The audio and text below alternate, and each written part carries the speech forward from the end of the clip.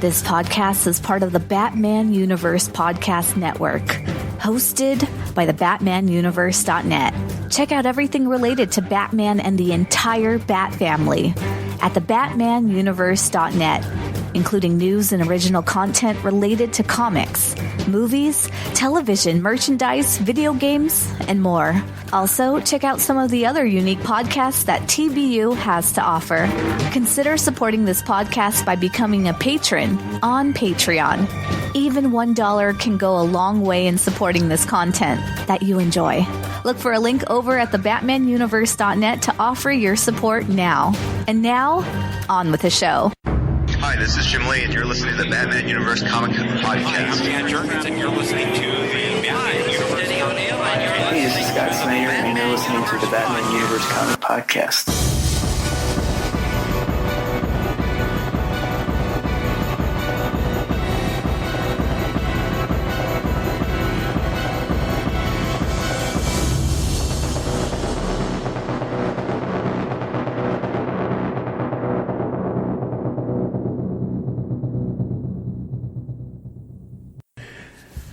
Hello everyone, welcome to the latest episode of the Batman Universe Comic Podcast. I'm Dustin, and joining me is Steph and Ian, and we're here to discuss the last 2 weeks of comics and some news things that have popped up as well.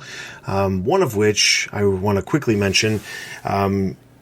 Last May, DC made a point to say when Tom King was coming off of Batman that Batman and Detective Comics and a number of the other titles that are currently releasing 2 issues per month were going back to releasing just monthly issues. And for whatever reason, that plan changed because, as we know from the January and February solicitations, that is not happening. Initially, when Tynion was announced as the writer for Batman, he said he was monthly, and Tony Daniel was announced as the creator, and then somehow that changed. I'm not exactly sure what's going on over at DC, but it seems like they're trying to get to 100 for Batman as fast as possible. Some of the other titles that are out there within DC, Wonder Woman and Flash, they're switching over to legacy numbering in March. So they're jumping to their old legacy numbering rather than the current numbers, which means they don't have anything to achieve per se as of this immediate moment as far as trying to get to issue number 100 like Batman is. So the question is, why does Batman need to get to 100, and could that be the catalyst for everything else changing? I guess that's what I want to know from you guys. I mean, hundreds would probably sell well, so they're probably hoping for a little bank on that, right? It's issue 100, it's so special or something. Well, considering that they've made a big deal out of 25, 50, 75, and they're making a big deal out of 85, I think it's pretty soon it'll be make a big deal out of 90, 95, and then make a big deal out of every issue until 100, so... Are they going to do the legacy numbers for Batman, or they don't know yet? Well, no, nothing's been announced. Legacy numbers for Batman wouldn't kick in till 135. That would equal issue 900. So I'm betting they will try to do that eventually, unless sales really tank, which is actually quite possible, because if 5G turns out to be what I think it is, the last 2 times they've done that, it hasn't gone well sales-wise. We haven't talked about 5G. I know that because I know very little about it, and I was waiting to hear anything from you guys about that. Briefly, 5G is the theory, which a lot of people are taking for granted, but I don't think we should hold it tightly, that at some point in the next year or 2, Batman, Wonder Woman, and Superman will all be replaced by a different character. They will take the same either role or position in the DC universe, and the main characters will be disabled or quote-unquote dead or something, similar to what happened with the miniseries 52, except that was part of a time jump. So this is going to have the replacement be in real time. The rumor about Batman is that it's going to be Luke Fox, Batwing, who's going to take over. there are some things that DC's doing that make it seem possible. The fact that Lucius Fox is going to be more prominent, as we see in this week's issue of Detective, sort of hints at that. But I'm still really hesitant to say I know what 5G is, because there's just not enough official information to say for sure.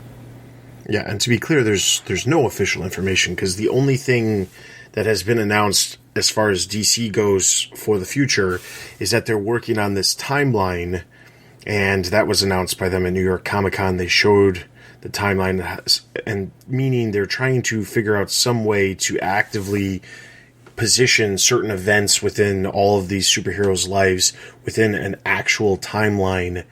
And supposedly the G in 5G is generation, and it depends on, and we would be going into the 5th generation of the heroes that would be existing within the DC timeline. Whether or not that works, I'll just say I don't see it working whatsoever. I mean, I want it to, I really do, because as we all know, I love history and making things make sense and having things coexist in a way that is beneficial to multiple writers and multiple different characters and things like that.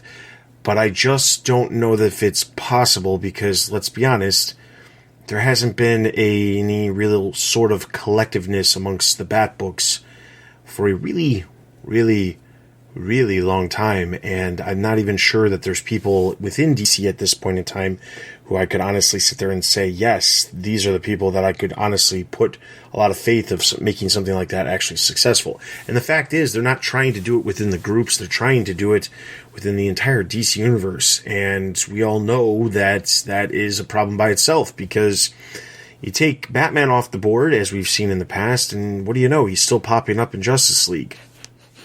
You know, we've got this massive story that in most cases is the top-selling story at DC within the pages of Batman, where he is completely occupied by a situation happening, yet we have another book publishing stories with him acting as if nothing's happening in that other storyline. We have him popping up in Justice League, carrying on his cosmic ways within the team. You know, there's just a lot of things that I don't think a lot of people are considering when they're writing the stories. There's not a collectiveness across the entire line, much less the individual group. So when I say groups, for those of you who are unaware, there's a Superman group, there's a Batman group, there's I think there's a Justice League group, which includes like Justice League Dark and Odyssey and Teen Titans and Suicide Squad.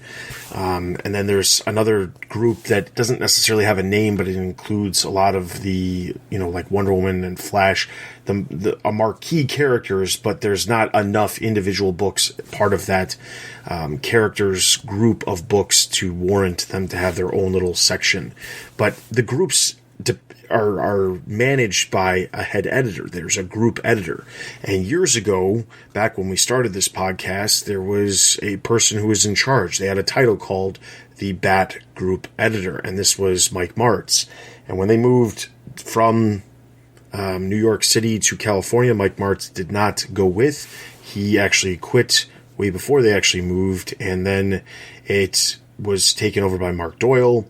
And then it was broken up into amongst two different editors, and then Chris Conroy came on board, Jamie S. Rich came on board, and they've kind of been split, and that's why we see so many stories that don't seem to be taking place in the same universe, even though they're supposed to be. So, I mean, and this has been one of my major complaints for a really long time, is that it's just, the things don't feel connected. And the last time things really felt connected was probably back, you know, right before the New 52, when we had the return of Bruce Wayne and Battle for the Cowl and all of that. And it's not something that was new to comics. It wasn't like they were just doing it then and that was the only time. This is something that goes back to the 90s with a lot of the books that were part of the Bat line. There was still a group. They tried to make sure that all of the books made sense for those people who were picking up all of the books. And let's just say, while some people would say that, you know, when you look at sales numbers from the 90s, some people would say, oh, a lot of the higher numbers have to do with speculation. But when you actually look at some of the supporting characters, the sales, I believe personally, and I don't have any proof behind this, but I believe that honestly books like Nightwing, Robin, Birds of Prey, Batgirl in the early 2000s, I feel like those books were successful because they were connected to the other titles. Did you have to read all of them? No. But if you were one of those people who did pick them all up, you got a larger story that, had connective tissue. And we don't really see a whole lot of connective tissue. That's not to say it never happens. They try. They really do try to do that. But it just doesn't feel like there's a single person in charge.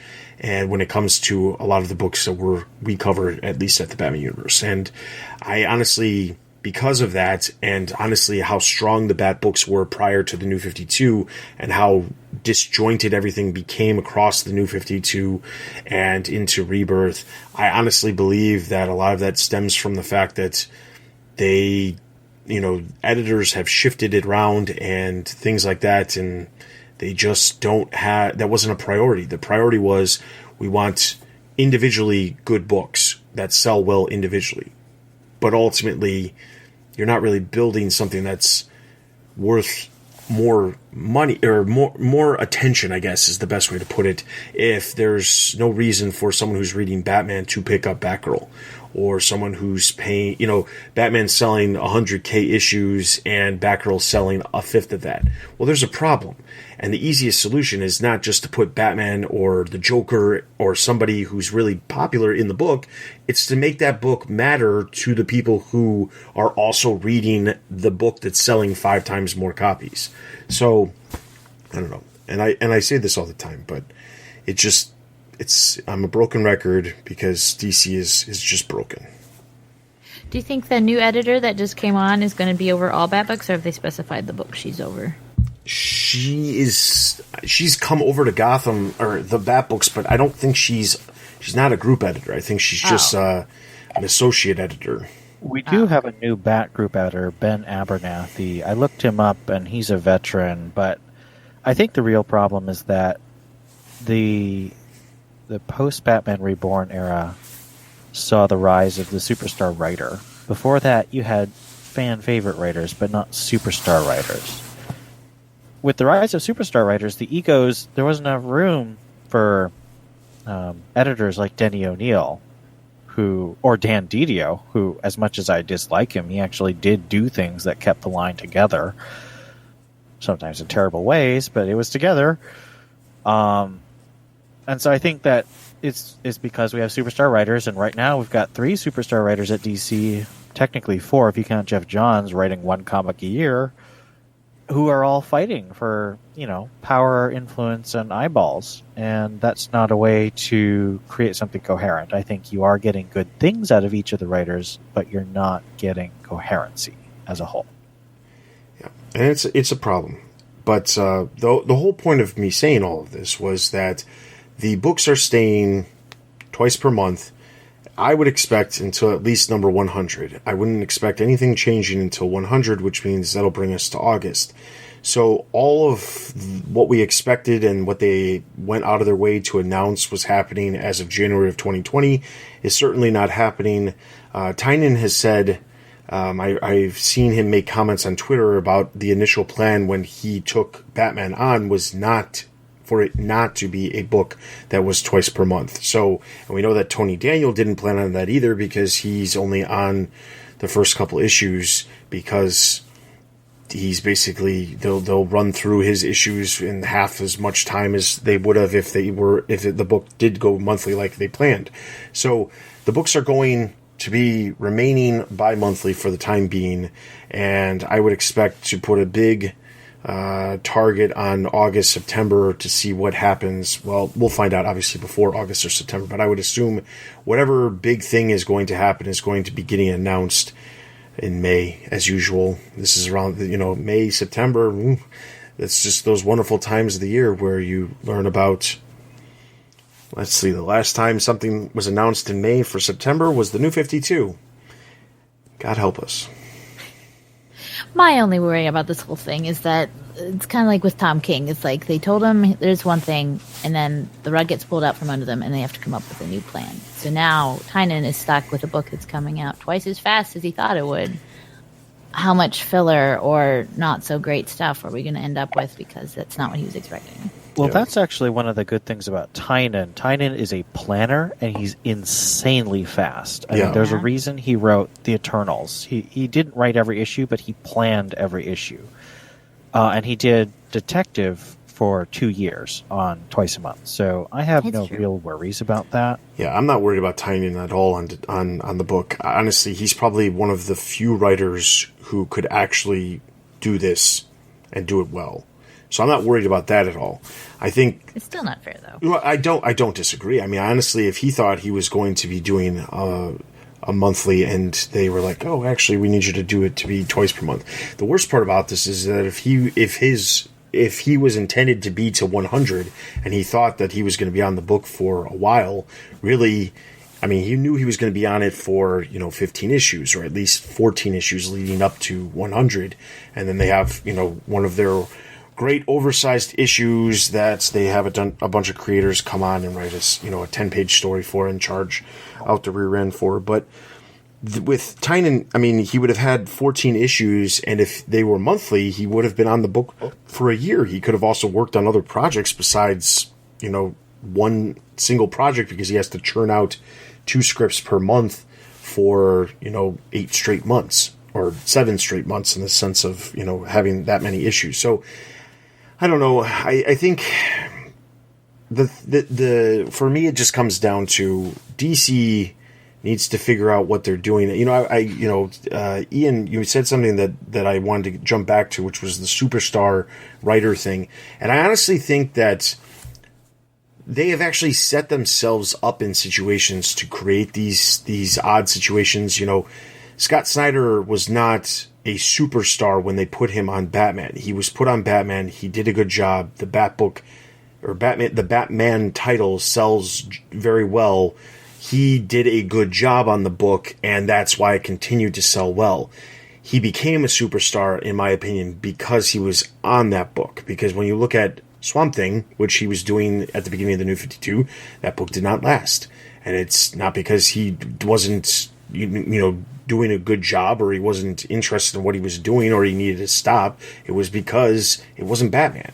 And Tom King, you could say the exact same thing about when it comes to Batman. I mean, he came from Grayson, and he's had other success in other titles elsewhere, but the thing is, he came onto Batman, and at the time, I remember discussing when they announced that he was going to be the writer, and thinking, this is an interesting choice. I didn't think Tom King had enough experience to put it, but it's like they play around with the idea of who can we make to be the next superstar writer, and I think that ultimately is hurting them, especially when they bring in established writers like Bendis. They still have Johns, and then the problem is they still have they create the superstar writer. Scott Snyder becomes this massive superstar. Part of also the reason, in my opinion, of his success is he's a very humble person, and he really engages with the fans in the sense of he wants the fans to realize that he appreciates the fact that they're reading his books. Not everybody's like that. Grant Morrison's not walking around thanking everybody for reading, Batman R.I.P., even though it was a very successful run. I mean, that's just not the type of person that he is. Tom King, also very humble, but also has dealt with probably a lot more controversy when it comes to fans disliking what he's doing and things like that. But the book still sells well. Not as not as well as it originally did. But the whole point of me saying this is DC is setting these writers up. Then the problem is you have to take them off the book. They can't stay on the book forever. And then what do you do with them? So Scott Snyder came off of Batman, and they were like, "Oh, well, we don't really have something for you." And he's like, "Well, I still have Batman stories." Okay, we'll give you All-Star Batman, and you'll tell your Batman stories there. And then that doesn't turn out the way everyone expected either, because then they're like, "Oh, actually, we've got this Justice League title. We'd love you to be on that." And he comes up with some ideas, and then he moves over there, which is fine. But then the All-Star Batman, this is very similar to what happened with Grant Morrison. I mean, Grant Morrison was the king of DC back before the New 52. And then what happened? He didn't finish the story that he was trying to tell in Batman with Batman Incorporated. So he has to come back a year after New 52 starts to tell the final Batman Incorporated story, which doesn't fall in line with anything else. Sound familiar with Doomsday Clock, anybody? I mean, this is something that just continuously happens. They get somebody who becomes like this massive superstar, and then the question is, well, what do we do with them now? And honestly, that's what it feels with Tom King. I mean, like, Tom King is content with doing these 12-issue maxi series for characters that not a lot of people are, clamoring for someone to work on, with Mr. Miracle, and he's got the what's the one coming up? Adam Strange, or Strange Adventures, or whatever, the one that he's coming up to work on. I mean, those are projects that not a lot of people are asking. So if he has an idea, of course they're going to let him run with it, because that's, something. But not everybody has an immediate idea of what they want to do. You look at Scott Snyder, and while he was on Batman, he started doing horror comics elsewhere, because that's what he had cooking up in his head, not, some massive DC crossover event that DC can market the crap out of, and then of course it falls on its face. So that's a long rant. I apologize. All right. Anyway, so the other part of March is that there was a Robin anniversary issue announced. Ian, you want to talk about this? So in March, we just got a solicitation of the Robin 100-page super special. And apparently DC is going to try and one of these every month now. They're doing Wonder Woman, then Flash, and now they're doing Robin. I'm very excited about Robin because they've listed not only Tom King and Tim Seeley doing a Grayson story, but Chuck Dixon's doing a Nightwing story. Judd Winnick is almost certainly doing a Red Hood story. Let me think, who else is on there? James Tynion IV is on there. The current writers of Teen Titans are on there, probably doing a Damian story. Peter Tomasi's probably doing a Damian story. So lots of people, probably about 10 stories. They mentioned Dick, Tim, Jason, Damian, Steph, and I think Carrie. I mean, they got Frank Miller doing at least a cover. So a lot of celebration of Robin. I'm very excited about this. I've been pretty positive about both Action and Detective 1000. So I think this is actually much more interesting to me than some of their holiday-themed anthologies. And they are expensive. They're going to be $10 each. However, per page, they're still cheaper than the $4 for 22. All right, so that's what you can look forward to in March as we come to what DC is categorizing as Robin's 80th anniversary. So, with that being said, we're going to jump straight over into our comic book reviews, and we're going to start off with Detective Comics.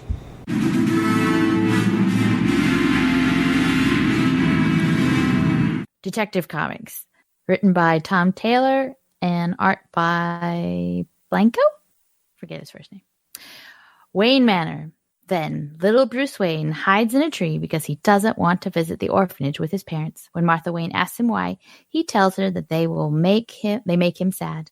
Bruce, the orphanages make me sad too, Martha replies, but that's why they're so important. They have so little and we have so much. The Waynes attend a ribbon-cutting ceremony for the Martha Wayne Orphanage. Martha cuts the ribbon while a crowd of children cheers for Gotham's first family. Even Bruce manages to smile. Years later, a teenage hops the fence and escapes from the Martha Wayne Orphanage. He cuts his knee upon landing and runs off into the cold, snowy night. At the Batcave, Batman is researching threatening messages left by former Black Mask gang members. Lucius Fox interrupts Batman to inform him of the escaped teen. The teen's name is Miguel, and he's the third runaway this year. Since Martha Wayne's name is on the orphanage, Lucius thought Batman, or Bruce Wayne rather, would like to investigate. The next day, Bruce Wayne arrives at the orphanage with equipment for a new science and arts center. He presses Mr. Morrison, the head of the orphanage, for any information about the runaway. Bruce sees surveillance footage of the escape and notes the fear in Miguel's face. That night, Batman reaches out to Damian for help on this case. The two have an uneasy conversation about Batman's isolation from the Bat family before Damian finally agrees to help. For 8 nights, the two search Gotham for Miguel's whereabouts as the temperature drops lower and lower. On the 8th night, Damian finds Miguel lying in the snow. It's 10 degrees outside, and Miguel is suffering from severe hypothermia. Batman and Damian rush Miguel to the hospital, and along the way, Miguel reveals that he ran away because children have been often mysteriously disappearing from the orphanage. Later that night, Miguel dies, and Batman and Robin are left distraught and defeated. Batman checks the records of children at the orphanage. There's no obvious sign of foul play, but then Batman notices how meticulous the records are. Mr. Morrison has been keeping track of measurements, heights, allergies, academics, and social progress for the years after the children are adopted or leave the facility. It strikes him as strange, and there's one other problem. The numbers don't match up. There are children who appear in the orphanage photos that are unaccounted for. Mr. Morrison reveals that he's been strong-armed into selling the children to some shadowy group of people. Bruce calls the police, and Mr. Morrison is arrested. 2 months later, Bruce and Damian show up for the grand reopening of the orphanage. This time, Miguel Flores' name is also on the building. So my first question is, what did you think of our guest writer? I really enjoyed it. I mean, let's be honest, Tom Taylor has a knack for writing some very interesting emotional moments. When you look at Deceased or even Injustice, while those are both set in an alternate, timeline / universe, he has these moments that happen. There could be a ton of things happening. There could be characters dying left and right, but he still has time for these small emotional moments between some of the characters that, make it out alive or something like that. And he does a very good job. And in this, while there's nobody, there is somebody who dies, but the character is somebody you are introduced to and you learn about here in this issue. But it still doesn't deter the emotional impact from this character's death and how and the reaction that we see from Batman.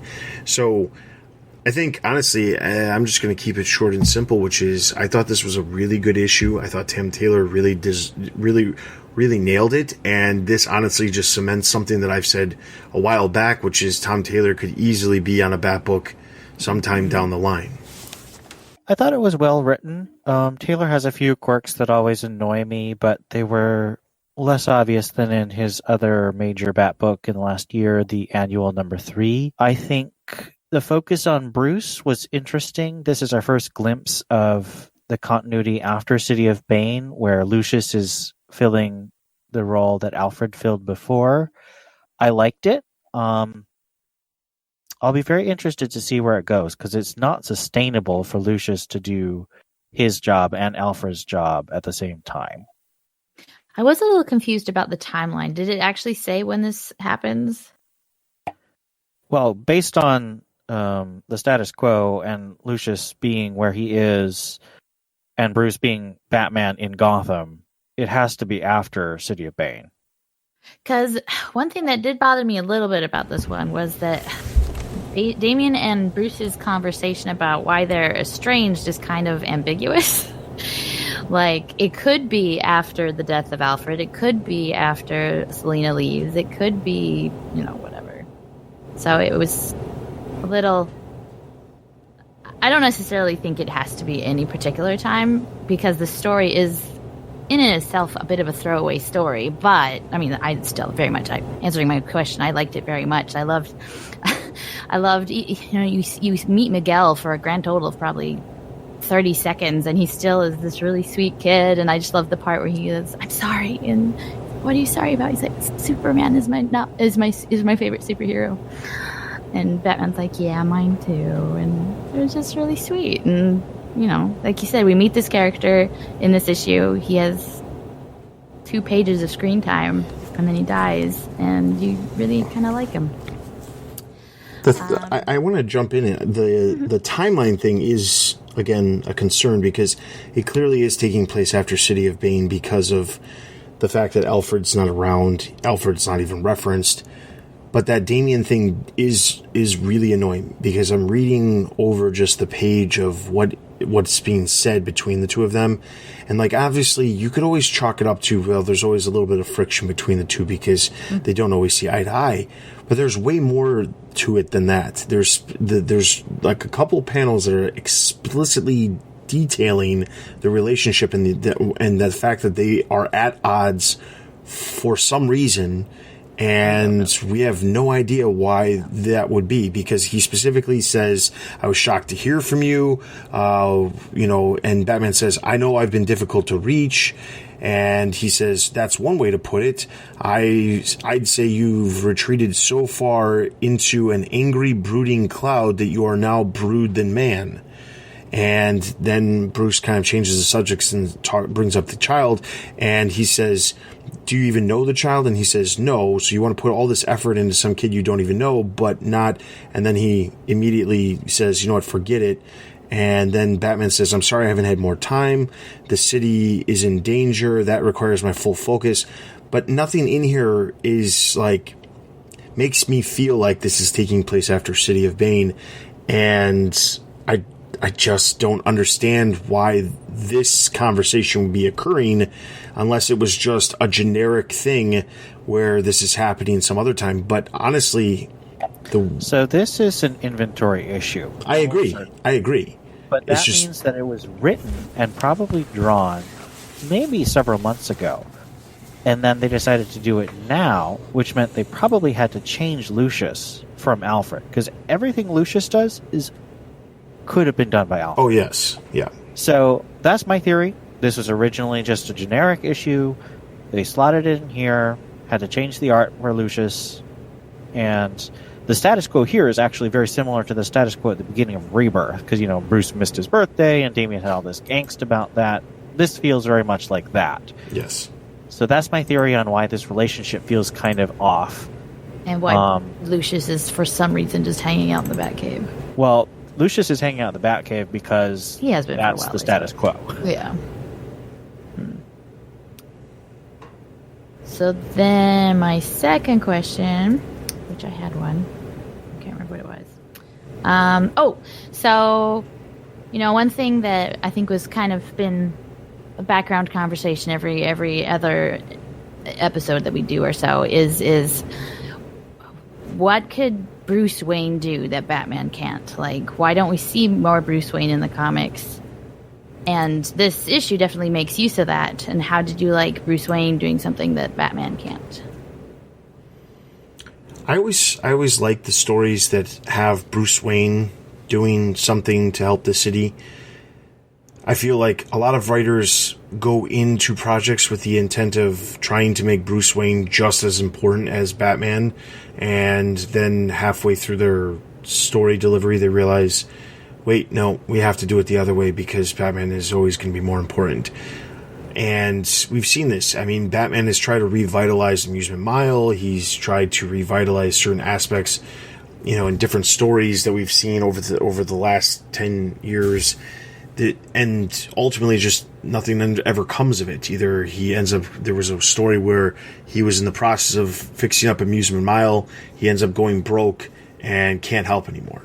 There was the story, just recently, there was another one that happened where he was trying to do something and then nothing ever came of whatever he was setting up. I mean, to even go further back, Batman Incorporated was meant to be a specific thing, and nothing really ended up coming of that other than the dismantling of that iteration of Leviathan. So I mean, I don't know. I think the part of the problem is that sometimes things get too grand, and you have to have Batman as the main solution. But I feel like when stories do this, where Bruce Wayne gets involved, Bruce Wayne is, it's almost like it's an even spread between Bruce Wayne and Batman, because Bruce Wayne's role in the story is just as important as Batman's. If Bruce Wayne's mother's name wasn't on the orphanage, would this have been brought up by Lucius? Who's to say? So this could have been something that could have gone under the radar for quite some time if Bruce Wayne wasn't Batman. So I think that stories like this, I think they're important to have because it shows that Bruce Wayne isn't just the playboy persona that everybody sees, but there is somebody else underneath the mask. And that person is important, especially in certain situations that, require a little bit more subtlety, or, the playboy persona is needed rather than just Batman running in with, his fists ready to be throne. So I enjoyed it. And I want to just throw in a little comment here. James Tynan, in his pitch document that he's been sharing on his newsletter, which I advise all people who are interested in Batman to pick up because he's revealing a lot of his thought processes. He says that his run is going to feature Bruce, but he's not going to be a Playboy anymore, partly because of the death of Alfred and partly because of a certain something that we won't spoil, but he is going to be a different persona, and I am excited to see how that goes. And I think this is sort of a first look at that. I think that's all I have to really say. Do you guys have any comments, extra things you want to say, or questions you want to ask? No, you covered it really well. I had a couple questions, but you asked them already. Oh, good. All right, so that's going to give. I'm going to give Detective Comics a total of 4 out of 5 Batarangs. Oh, gosh, yes, I think I agree. 4 out of 5. That's what I was thinking. I'm going to give it a 3.5 out of 5. And over on the site, Scott gave it 4.5, so that's going to give the issue a total of 4 out of 5 Batarangs. Let's move into our last book, Batman.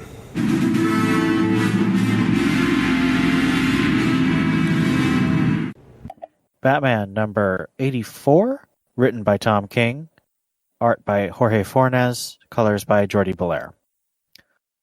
The story opens in the study of Wayne Manor, with Thomas Wayne and Bruce Wayne facing off, Thomas getting in the first punch. The story flashes back to the end of Batman 74, Thomas Wayne crawling out of the Nain pit, reciting to himself a vow to war against everything that would cause his son harm. The story flashes back further to Thomas standing before Bane's throne of skulls, offering to help. This is right before the wedding. When Bane questions Thomas, he explains that he knows what is best for his son. It flashes back further to Batman 49, where Thomas stands over the wounded Joker in the church, asking where he had heard that his son was getting married. The story shows a series of flashbacks as Thomas watches from the shadows as Selina steals her wedding dress, Batman and Catwoman go on a double date with Superman and Lois, and then stands in the rain as he watches his son propose to Catwoman.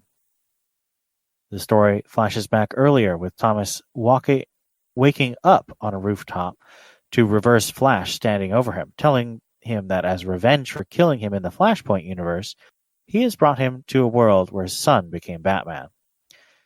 Flashes back further to the events of the Button, where Thomas gives his son the advice to give up Batman. Flashing back to a wounded Thomas lying on the ground at the end of Flashpoint, speaking about how he cannot live knowing that his son becomes Batman, as Reverse Flash lays dead beside him. The world goes white, and Thomas finds that he is still alive. Nothing has changed, quietly saying no to himself. Flashing back to Thomas drinking in his dead son's bedroom, addressing Bruce as he talks to himself about his mother killed herself after learning how, in another world, Bruce became Batman. This would be Martha, the Joker in the Flashpoint universe. And Flashpoint Batman then explains that he intends to end the world. Flashing back further to Thomas and Catwoman walking up the stairs to the Batcave, only to open the door to Wayne Manor to find the Martha Wayne Joker at the top of the stairs, who shoots Selina dead. Flashes to a sequence showing Thomas and Selina as a crime-fighting team, including a splash page of Thomas and Selina arguing over how they met. It flashes back to Thomas holding a gun on Catwoman, with her saying to pull the trigger as she is ready to die. Thomas puts the gun down and tells Catwoman his real name and that he had a son who would be about her age. Flashing back further to Thomas executing various rogues of Gotham, including Bane, Kite Man, and Mr. Freeze. Flashback further to Thomas on the floor next to Alfred's dead body, his throat cut by Martha Wayne Joker for not helping her find her pearls. Flashing back further to Thomas beating Joe Chill to death for the murder of his son. Flashing back further with a young Bruce Wayne dying in Crime Alley as Thomas does chest compressions and his wife rambles about losing her pearls. Flashes back further to Thomas sitting on a chair next to his son's bed as Bruce sleeps, as Thomas utters the same vow to war against anything that would cause his son pain. Back in the present, after getting in the first punch, sending Batman to his knees, Thomas tells his son that Alfred is dead, Bane is in a coma, take off his mask, marry Selina, find peace, and give up Batman. Thomas ends the issue by telling his son to stay down. So, Dustin, my first question is specifically for you. Does this issue answer your question about how Thomas Wayne got here and why he's doing what he's doing? I mean, sure. I still don't necessarily agree with it. Well, what I meant is, does it answer your question in a satisfying way to you? No, not at all. So I mean, like, the fact that the reason why he is on our Earth is because the Reverse Flash thought it would be an amazing punishment to put him on a world where his son exists, but his son is Batman. Okay, cool. He already knew that his son was Batman, though. And he, said, go be happy. But there's a larger problem here, which is why would, if Bruce was going to marry Selina, what was the reason why he needed to stop that, or like team up with Bane to, be part of a plan to stop the wedding from happening in the first place, if Batman was basically in a position where he could eat his cake and, however the phrase goes. I never know how the stupid phrase goes. That's because Thomas sees Batman as a curse. And so he thinks that Batman, if he marries Selina, he won't be happy. Right. He's that. Right, and I get that, and I get that's what King's explanation is. I just don't agree with it. I mean, you look at the letter that he wrote Bruce at the end of Flashpoint, and I just don't make the connection to this being the exact same Thomas Wayne. I just feel like... Well, that is actually an excellent point. I think it's quite possible this is Flashpoint Batman, but from Flashpoint .0001, where he's slightly different. And I know that's a cheat, but there's a lot of little details. Flash's outfit's the wrong color. He kills Penguin, whereas in the original Flashpoint, Penguin was still around. So I think there's a good case to be made that this might not be the exact same Flashpoint. And that might be true, but I feel like then that is a massive cheat that should have never happened, because what was the point of having a character with these connections to these emotional ties from Flashpoint? Because let's be honest, before the character appeared in Rebirth, the character was not appearing anywhere else. It's not like the character was a prominent character in another timeline that we learned more about and understood his motives and things like that. We only know the basis of his character is formed from appearing in the Flashpoint series and appearing in the 3-issue Flashpoint Batman series. That's what we know.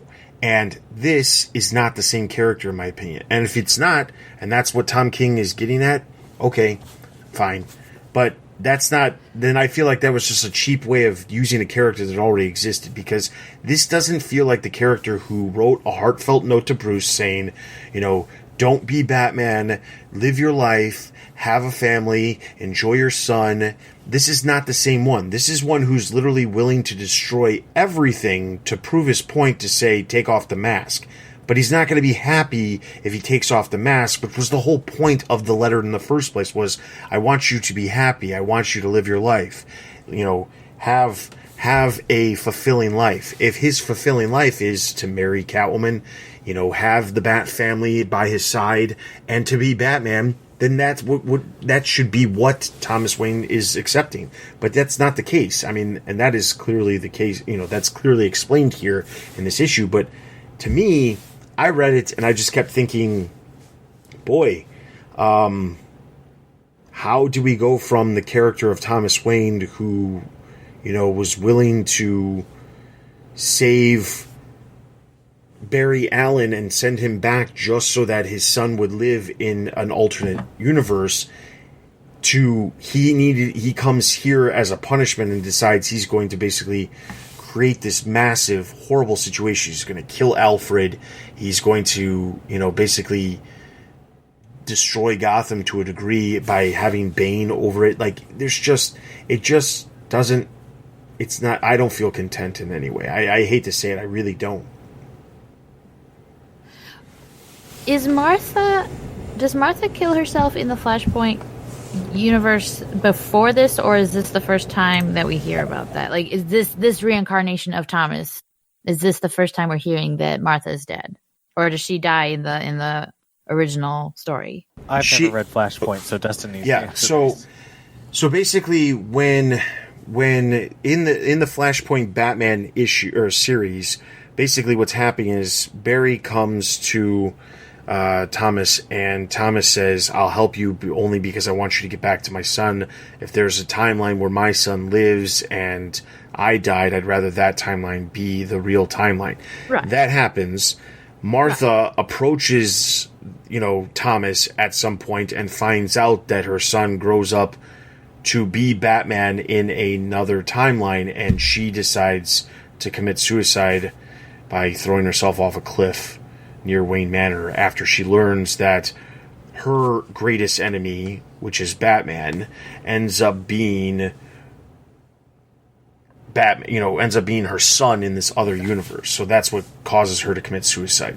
So if it was her as Thomas Wayne, then I could understand it, but No. So this Batman, the Fashion Batman, obviously does not have it all together. His go-to solution is killing. What did Kite Man ever do to deserve to get shot out of the sky and land so pitifully? That was so sad, And Penguin's a jerk, but whatever. But I can see that maybe after Martha dying, Thomas can maybe see a little more urgency to it. I'm not saying it justifies anything he did, but if he kind of does follow Martha in a little bit of insanity, I can maybe see his grief and his panic causing him to do some pretty stupid things. So I don't think it's completely out of the realm of possibility for it to be the same Thomas and for these to be the actions he decides to do. I guess if he was super upset with the fact that Martha committed suicide because Bruce was Batman, that could compel him to go do these horrific acts to ensure that Bruce isn't Batman. But that would imply that he cared more for Martha than he did for Bruce. And I don't think that's true either, especially with what happened with Martha.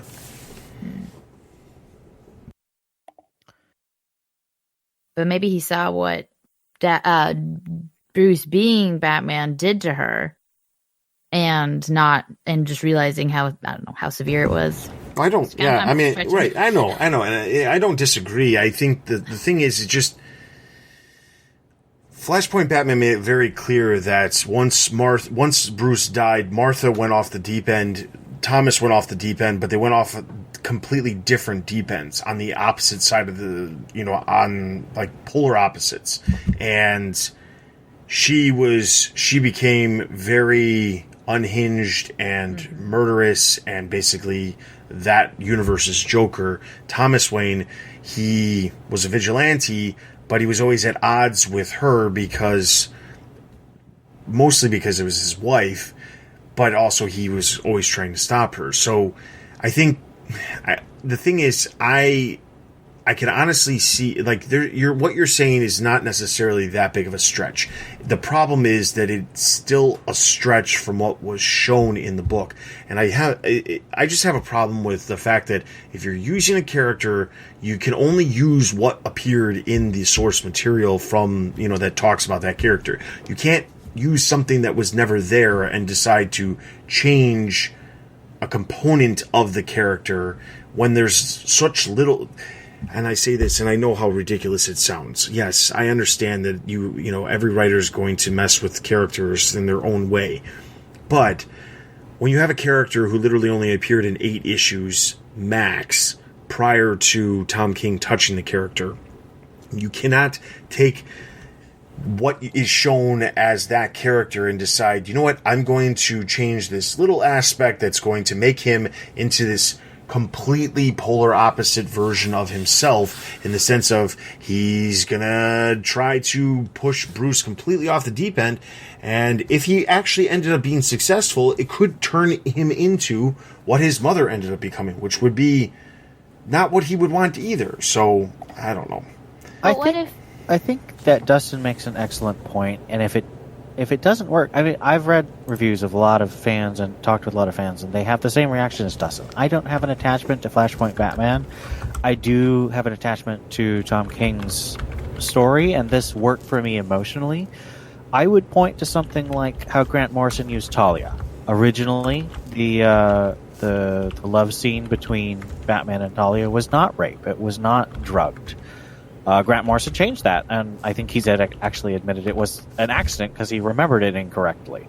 Grant Morrison went on to turn Talia into a plot device, murder-happy rage machine that even her father wouldn't recognize in terms of what she wanted for the world.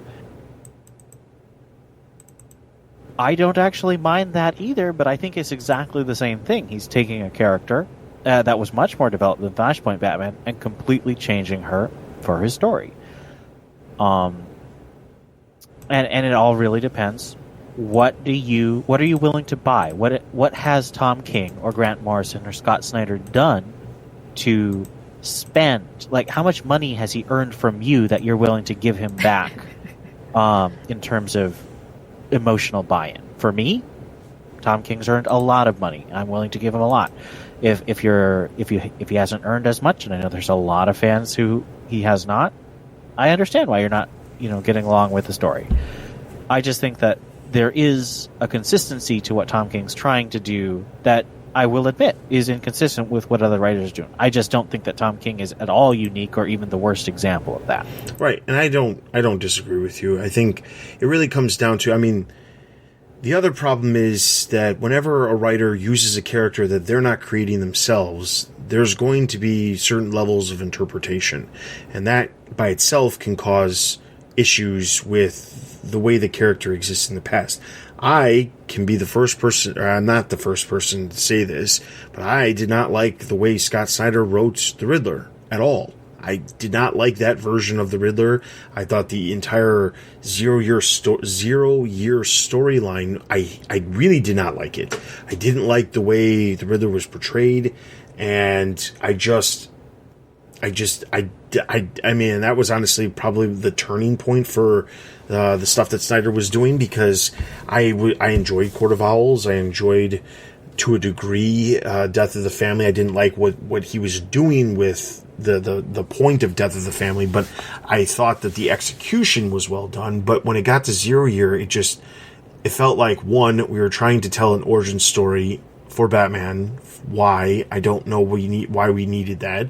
And then involving the Riddler for the sake of involving the Riddler, but turning him into this like shell of a character of what we've seen him be in other areas, I just didn't like it. The thing is, like, every writer is going to do that, and everybody's not going to like the way a writer interprets a character. That's not something new to Tom King. It's not something that's exclusive to some of the main Bat title writers. It's not something that's exclusive to big name writers in general. It's something that happens. There's plenty of inventory stories or short arcs that someone writes that they try to do their own little twist on something, and it just doesn't work. And that is how it is. I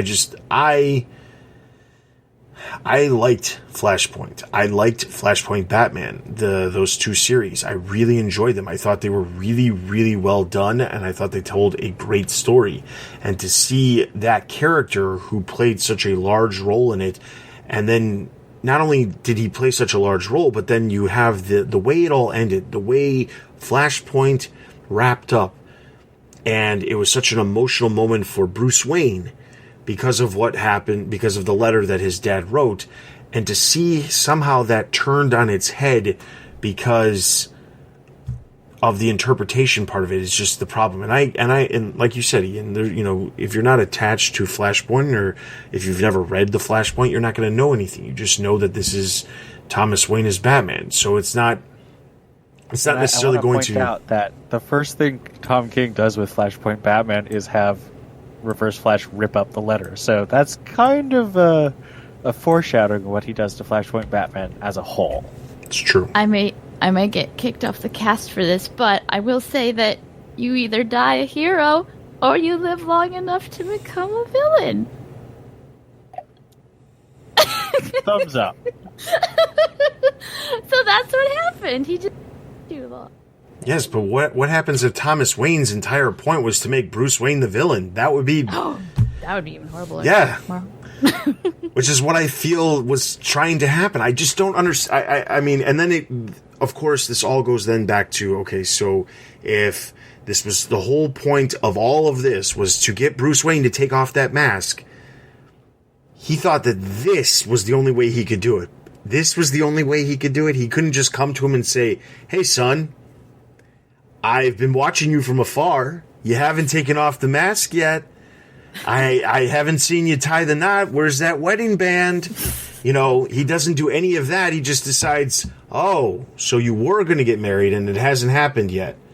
All right, I'm definitely going to go team up with this formidable adversary of yours, and I'm definitely going to, you know, make it seem like I'm working for him, and we're going to take over Gotham City and, you know, to clean house, and we're going to also kill Alfred because we know that he's a very important character. Like, I don't understand the reasoning behind some of this.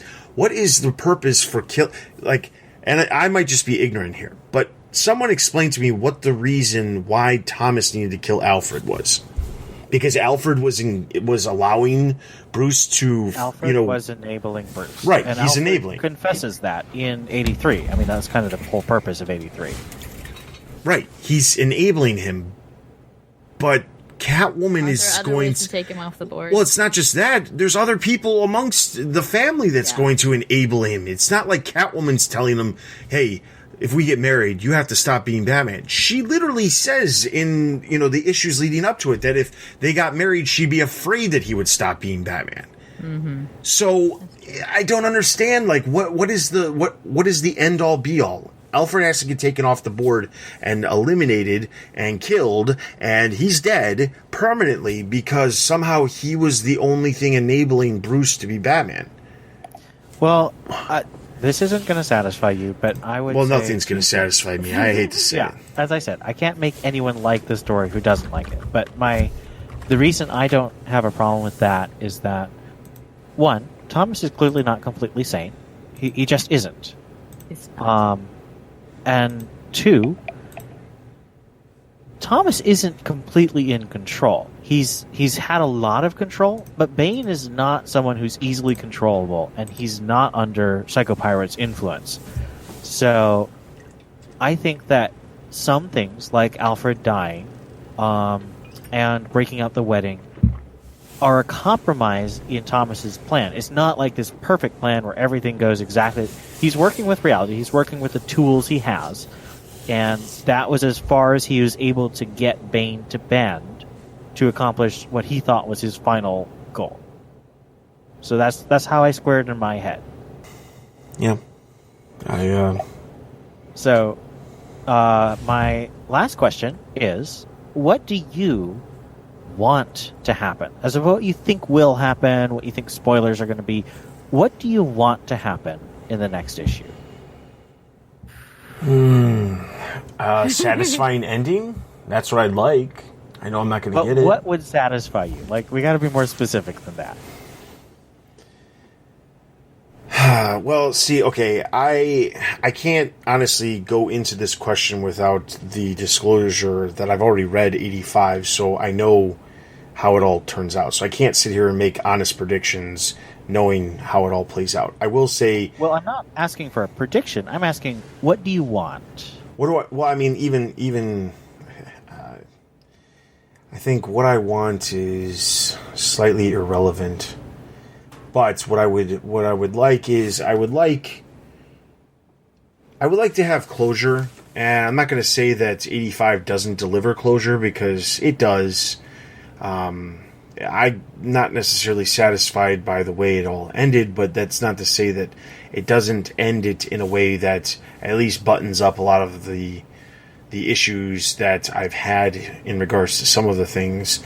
There's still some glaring issues, but I will say that I want, like, before I read the issue, my main thing was I wanted to walk away from this story arc with a sense of completion, in the sense of, we know that Batman Catwoman's coming, we know Tom King is doing it, we know it's going to be at least 12 issues coming out at some point, but I didn't want this story to wrap up and not feel like it's a story by itself. I didn't want to be like, and tune in to Batman Catwoman in 6 months when we eventually solicit it.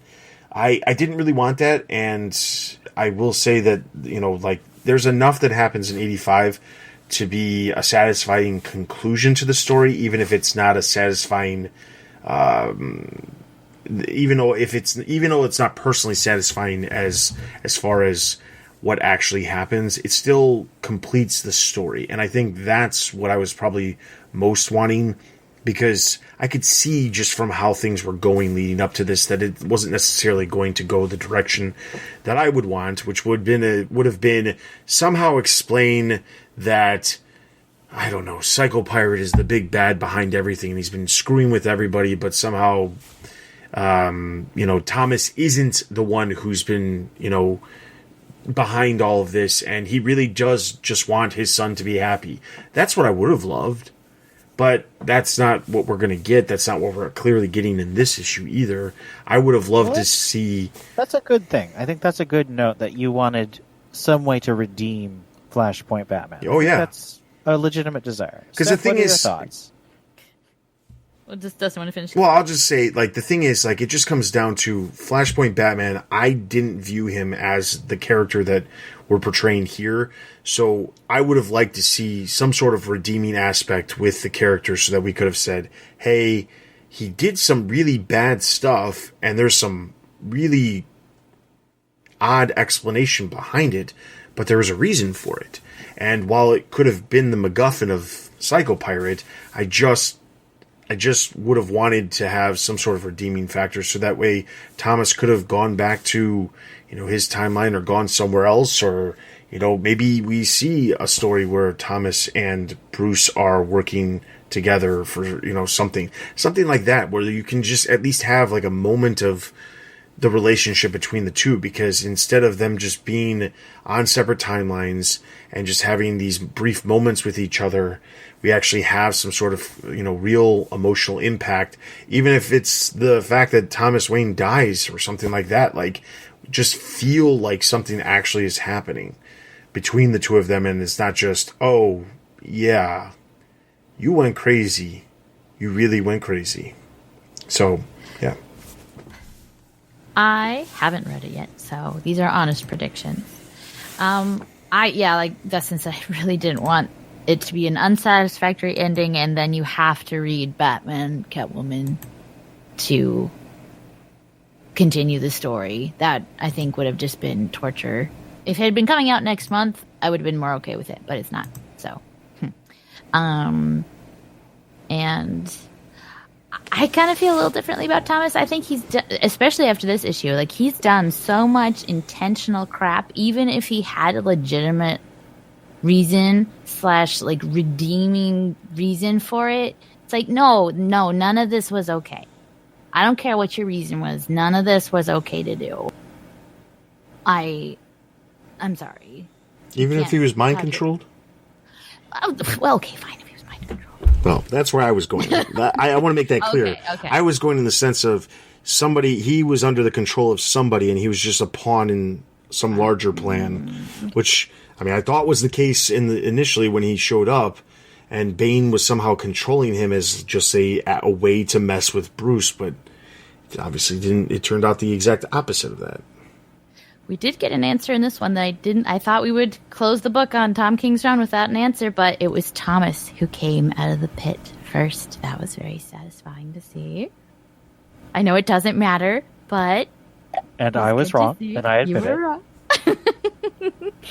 But yeah, not ending open-ended, not justifying Thomas, and not marrying Catwoman out of spite. Like, my only fear at the end of this was, okay, so Thomas wants him to stop being Batman and marry Catwoman. And so, out of either spite or defiance of this, will he not marry Catwoman? Yeah, I actually have the same fear. I really going in. I have a lot of nervousness. So for me, I want Batman to marry Catwoman. I just think that Thomas needs to die. I just kind of think that. Obviously, Bane can't really die just because he's long-term in this universe, has so much history. And honestly, he hasn't... Well, I guess he did kill Alfred. So, yeah, he kind of deserves to die at this point. Oh, and one more thing. They have to explain how no one knew what was going on and why everyone thought Batman was crazy. I do want to figure that out. That would be nice. I mean, we can chalk it up to Psycho Pirate, but I want to know for sure why everyone thought Bane was normal. Or was scared, rather. That would be nice, too. Yes. But I think my big thing is I want Batman to marry Catwoman. Yeah. So, let's get to our ratings. Yeah. I'm going to give this one 3.5. I feel like such a parrot. 3.5. I want to give this one a 4 out of 5, largely because I love the way it's told backwards, basically, and also I love Jorge Fornes's art. It's just so gorgeous. It is very good. Definitely 4 out of 5 for me. All right, and over on the site, Paul gave it 4 as well, so that's going to give Batman a total of 3.5 out of 5 Batarangs.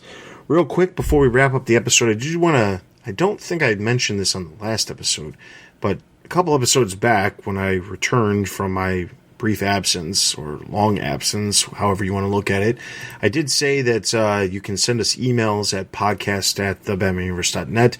We did get a email...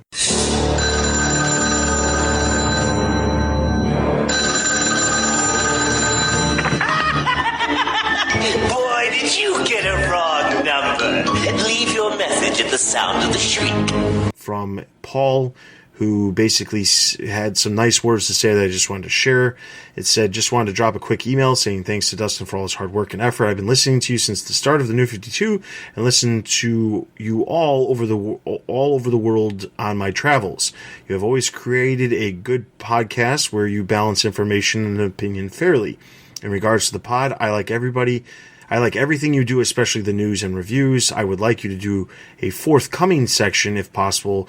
And when just as a reminder, feels like it's been forever since Three Jokers was announced, and so a reminder as to how long of a wait would help.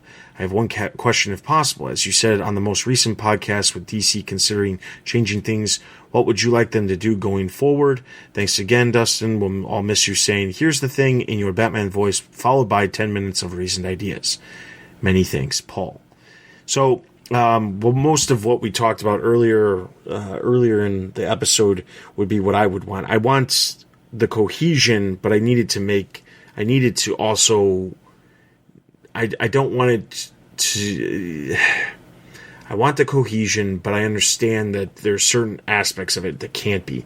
I've never been opposed to the idea of Batman existing in the Justice League while he's doing things within Gotham, but then keep those stories separate and don't have them necessarily needing to line up for the sake of lining up.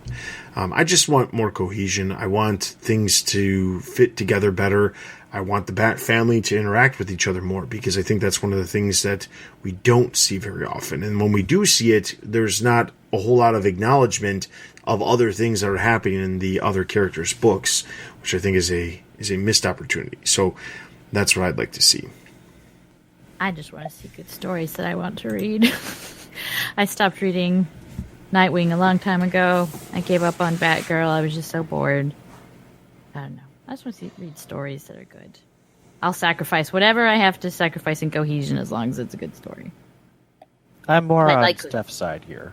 I really want to be excited about what I want to read, and everything fitting together has never been something that's happened, in my opinion. Even in the better periods, like Batman Reborn, there was still just a bunch of stuff that, if I thought about it too hard, didn't work. So I just want the stories to be good, to engage me, for me to care about what's happening next. All right. And then there was one other comment that actually posted on episode 284 that I wanted to just briefly talk about.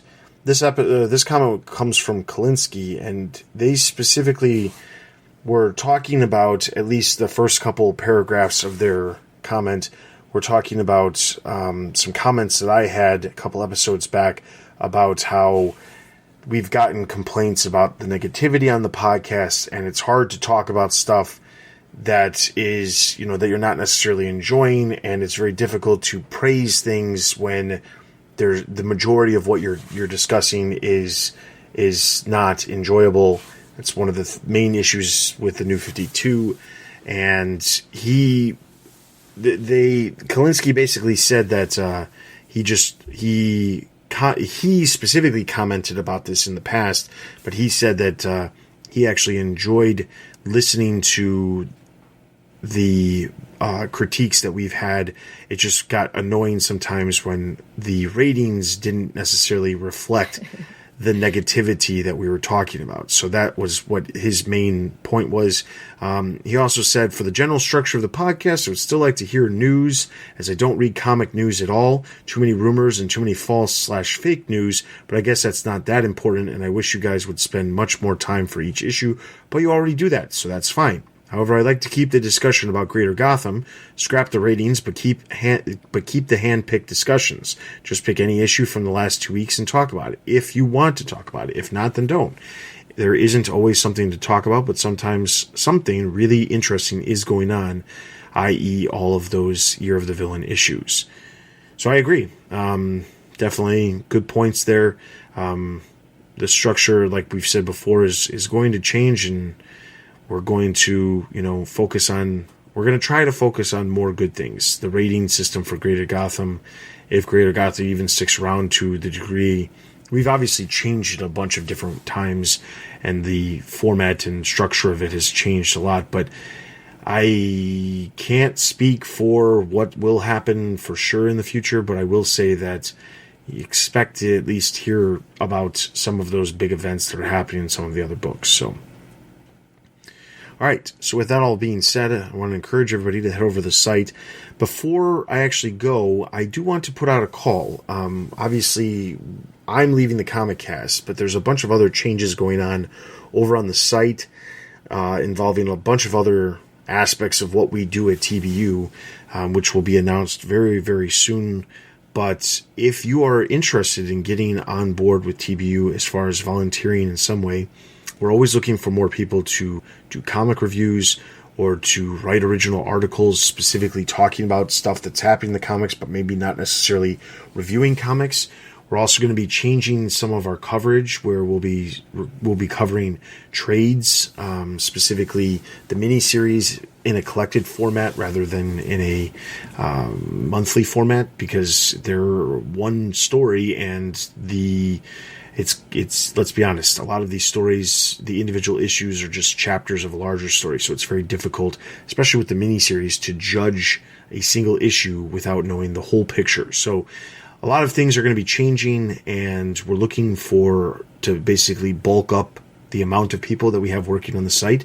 So if you have a desire to maybe not necessarily write comic reviews, or maybe not necessarily to write news, but you just are looking for a place to share your opinions about the Bat books or about Batman in general, reach out to me at tbu@thebatmanuniverse.net, because I guarantee you we can find a spot for you and your content. With that being said, you can head over to the site for all kinds of content related to movies, TV, merchandise, video games, and of course the comics. You can also check out all the other podcasts we host over on the Batman Universe. Back with the Oracle recently celebrated their 10th anniversary, and there's a couple of special episodes for Back with the Oracle, as well as new episodes for a variety of other shows as well. Be sure to check out everything else that we have to offer. Follow us on Facebook, Twitter, Instagram, YouTube for all this news, videos from the Batman Universe. And, of course, you can email us at podcast@thebatmanuniverse.net with any questions, comments, concerns for this episode. For Ian and Steph, this has been the Batman Universe Comic Podcast, and we'll see you guys in a couple weeks.